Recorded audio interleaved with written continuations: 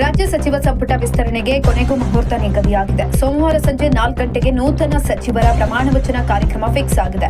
Congress high command ಅಂತಿಮ ಹಂತದ ಒಪ್ಪಿಗೆ ನೀಡಿರುವ ಹಿನ್ನೆಲೆಯಲ್ಲಿ ಸೋಮವಾರ ನೂತನ ಸಚಿವರ ಪ್ರಮಾಣ ವಚನ ಸ್ವೀಕಾರ ಕಾರ್ಯಕ್ರಮ ನಡೆಯಲಿದೆ.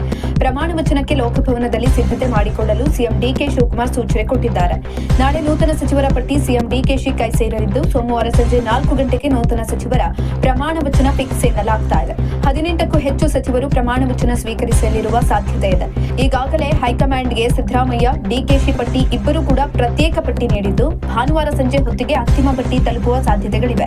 ಮೂಲಗಳ ಪ್ರಕಾರ ಖಾಲಿ ಇರುವ 20 ಸ್ಥಾನಗಳ ಪೈಕಿ 18 ಸ್ಥಾನಗಳು ಭರ್ತಿಯಾಗುವ ಸಾಧ್ಯತೆಗಳಿವೆ.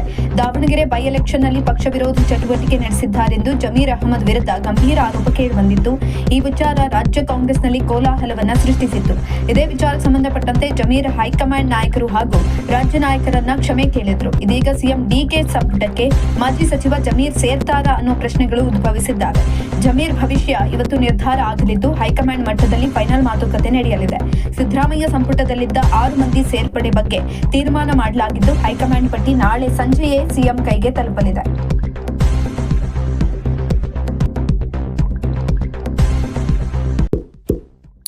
ಇಂತಹ ಇನ್ನಷ್ಟು ವಿಡಿಯೋಗಳಿಗಾಗಿ ಲೈಕ್ ಮಾಡಿ, ಫಾಲೋ ಮಾಡಿ, ಶೇರ್ ಮಾಡಿ.